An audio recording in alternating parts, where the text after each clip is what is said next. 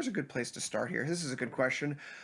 For stock replacement, how do you choose, Liz? And this just disappeared on me. There we go. How do you choose between a zebra and a deep in the money leaps call? Is eliminating extrinsic value worth the extra complexity? Okay, so I feel like this is aimed at me, and I will say more than this, but yes. So the answer is yes. So a zebra, when you think about it, so it's a little bit more complex. It's a little bit more complex because you have to understand a little bit more about synthetics. But if you are buying, now this is old school. So if you're going to use for stock replacement, if you're going to use a deep in the money call, you're paying quite a bit of extrinsic value. Can we go in? Can I show an example? Sure. Where do you want to go? Okay. Yes. So I just want to make sure that I'm doing this. They want a deep in the money leap call. Okay. So let's go to pick any stack. It doesn't matter. SPY is fine. So go to SPY. A leap is, to next year. So go January 2027. Open up that option and then deep in the money call. So you're going the opposite direction. Let's say an 80 delta, if you can do that. Let me just pull up the delta here. 80 delta is going to give us a strike of about 600. Yeah, so 600. How much you paying there? Okay, so let's take a look at this. You're paying for what is that? $18,000, right? Yep. $18,000 ish. And then if you look at the puts, you're paying about $1,200 in extrinsic value because that's $12, correct? My eyes. I'm actually not quizzing you. My eyes really can't read that. That's why I'm saying correct. Don't worry. Okay. I'm blind right now, so don't worry. So this isn't me being like, there's no quiz here. This is my eyes. Okay, so we're paying about $18,000, and there's $1,200 in extrinsic value. Perfect. Now their question was a zebra. So now close this up, if you don't mind. I'm sorry if I'm ordering you around, and then go to a 45-day option. We're going to 46. Sure. We'll do 46. Sure. Okay. Yeah, that's fine. And then you're going to sell. We're still going to be on the calls. You're going to sell 150 delta call, which would be the 752. Yeah, sure. Either one. That's fine. And then buy 270 deltas. So you're going to go down a little bit and buy 270 deltas. 726. Sure. Buy two of those. Sure. Let me just change this here and quantity. There we go. Okay. Okay. So here we go. Now you've got, and can you do me a favor and just toggle it a little bit? That's fine. This is perfect. Okay, good. So now let's just compare apples to apples. Now both are a stock replacement, right? This zebra has zero extrinsic value, meaning that you're going to make money 1-for-1 the second it starts to go up. This is a true stock replacement with a defined risk strategy. You are using $5,000 instead of $18,000. And keep in mind, you were also paying $1,200 in extrinsic value for the leap. You pay zero for a zero extrinsic back ratio, which means you truly have a stock replacement. It moves up.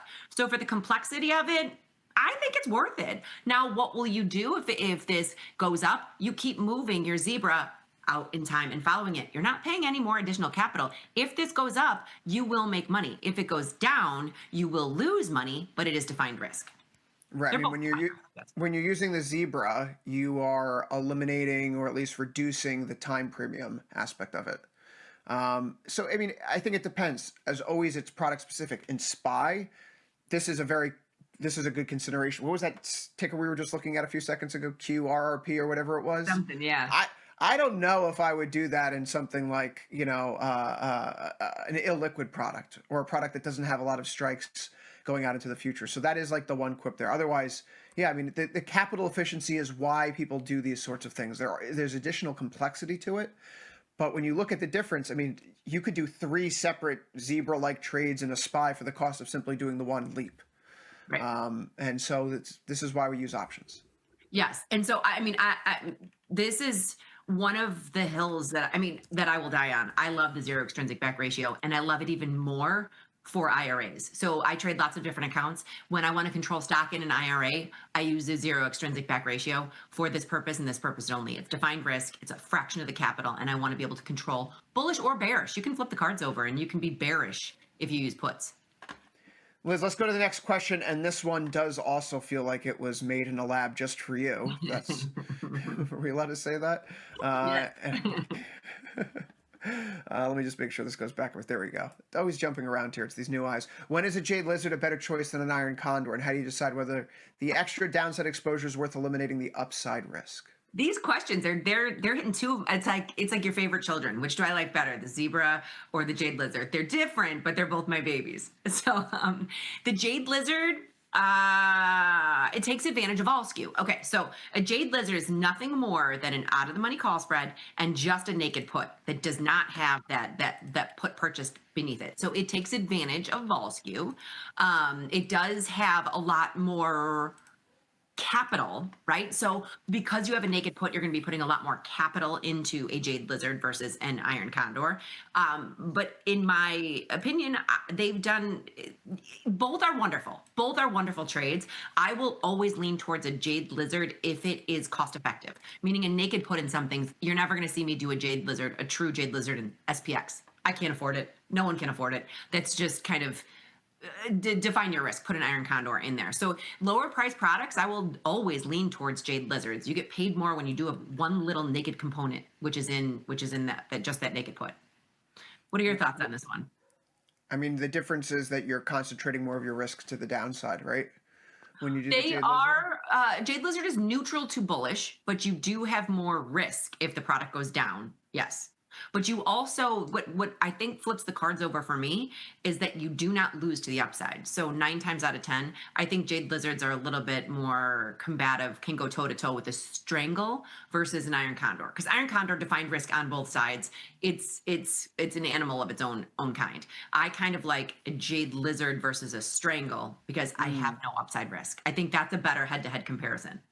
That's a better head-to-head comparison. Yeah, and you Yes. mentioned just the capital there. I mean, I have something set up on my screen right now that effectively getting to the Jade Lizard here. But you talk about the Iron Condor. Look at the buying power effectiveness here. If I were to just cap this off going $2 wide in the other direction and this side here, all of a sudden the buying power, right? So it's it's a totally different trade. It's a completely different bet. Yeah, it is. I don't put Jade Lizard and Iron Condor in the same category in my head for what it's No, worth. I don't either. But I do say, but they can go toe to toe versus the strangle because they both have a naked component. Liz, we have more questions to get to, and we have one here about SK Hynix. Why don't you? I'll And take this one's for you, Chris. Let me read this. Because SKHY trades while Korean market is closed, how would you structure around the risk of a large overnight move from Seoul? Shorter duration spreads, wider wings, or simply smaller size? So the context here is that when you have an ADR, right, the U.S. listing can do whatever it wants during the day, but the second that something happens in the home territory, the U.S. listing is going to have to digest that information, and it's a gap that you basically can't manage. So shorter duration spreads can work, Liz, if you're thinking about a rich enough premium, but because of that gap risk, you're also dealing with, I think, what would be more gamma risk Okay. in a name like SK Hynix on these shorter duration trades. So smaller size, yes. Define risk second. Wider strikes probably are necessary here because you're dealing with that significant gap risk right now. So would you say, and I'm literally just asking because I don't know, wouldn't I would almost go longer duration would save you versus shorter duration? Absolutely. I mean, that's the risk of being short duration because of that gap risk. You have your Yeah. gamma exposure is so we've talked products before. Philosophically, we go 45 and 21 out. Some of these might need a little bit more time. And I know a lot of folks are 0 DT, but maybe you go out to 7 DTE or 14 DTE when you first start trading this, right? As you get a feel for it, because it's a different product than, well, anything else. Yeah. SpaceX and SK Hynix are in a category of their own right now. And I don't know if SK Hynix is anything like SpaceX. Yes, this is very unique that, even the move we had last night, we kind of talked about that. It was one of the biggest move they've had. And there's nothing, can you do anything to protect yourself here? Not really, right? Short NASDAQ futures? I guess. There you go. Right? I mean, what else? All right, last question here. And again, it feels like this one's meant for me. So Okay, Liz, let me read it to you then. When bank earnings and major inflation report land on the same morning, how do you separate company-specific volatility from the macro move? Would you trade the individual bank, the ETF sector, or the volatility difference between them? I mean, this is where I think the ETF comes into play, right? Obviously, if I want the individual idiosyncratic risk, we have that whole smattering tomorrow. JP Morgan, Bank of America, Citigroup, Wells Fargo, Goldman Sachs. We can pick and choose our exposure. If we want to take a step back and make a play, we can just go to the ETF. but it's really difficult. And I'm not going to say that there's a clean way to do this. It is very difficult to separate what's happening in the broader market and versus the earnings report. So you're going to have to look at the volatilities, right? We'll take a look at XLF. We'll take a look at the broader market. We'll take a look at what's happening for expiries tomorrow, and we'll look at the individual stock components. Here's the thing, though, Liz. I'm looking at the individual stocks here for JP Morgan, for Bank of America, for the broader market right now. I think the broader market has just about a little bit more volatility than some of these individual names here. The NASDAQ in particular right now, for example, IVs or raw volatilities are in the mid-20s, high 20s. And then you look at a JP Morgan and it's there at the same place. So I don't know if we care that much right now about this differential. All things considered, I think tomorrow's going to move no matter what. Everything is kind of going to move together in that regard. And what ETF would you use for the XLF? XLF? Yeah. There's nothing better than that, right? That's probably the deepest, most liquid product out there for the banking sector. Yeah, so that'll smooth it out. I mean, you're going to see the high implied volatility through the ETFs. But once again, I mean, we've said this before, and I'll say it again. I said it on the earlier show too. These banks, you get super excited for them because it's earnings season again. But at the end of the day, they're never that fun to trade. I mean, they're just not. So you've got 20. You're in JP. You have XLF right now. If you're looking at the ETF, you've got 20% implied volatility, even though it's got a 40 IV rank. The volatility just isn't. It's not the exciting stuff you usually see through the earnings cycles. Yeah, I mean, individual stocks, that's your earnings trade. If you go back to the sector in XLF, that's more of the macro level, and the difference between the two is the idiosyncratic volatility for those names. Just because of how my brain's focused, tomorrow morning, 8:30 in the morning, if CPI comes in at 10%, I'm not going to sit around and pretend, well, JP Morgan's earnings report was really bad. That's why the stock is down. Yeah. Right? So I have to also admit that my own bias here. So let me ask you this. As my favorite macroeconomist, are you trading the bank earnings or are you just waiting for CPI tomorrow?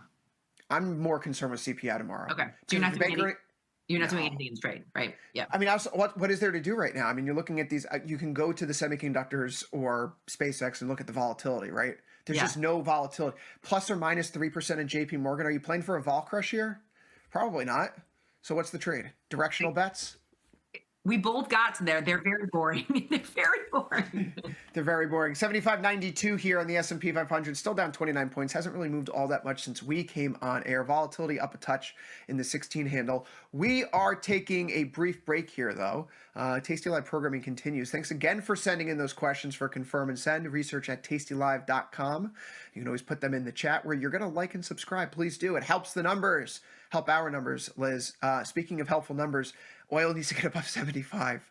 I'll do my genie blink for you. Please keep watching Tasty Live. We'll see you in 3 minutes. Happy trading.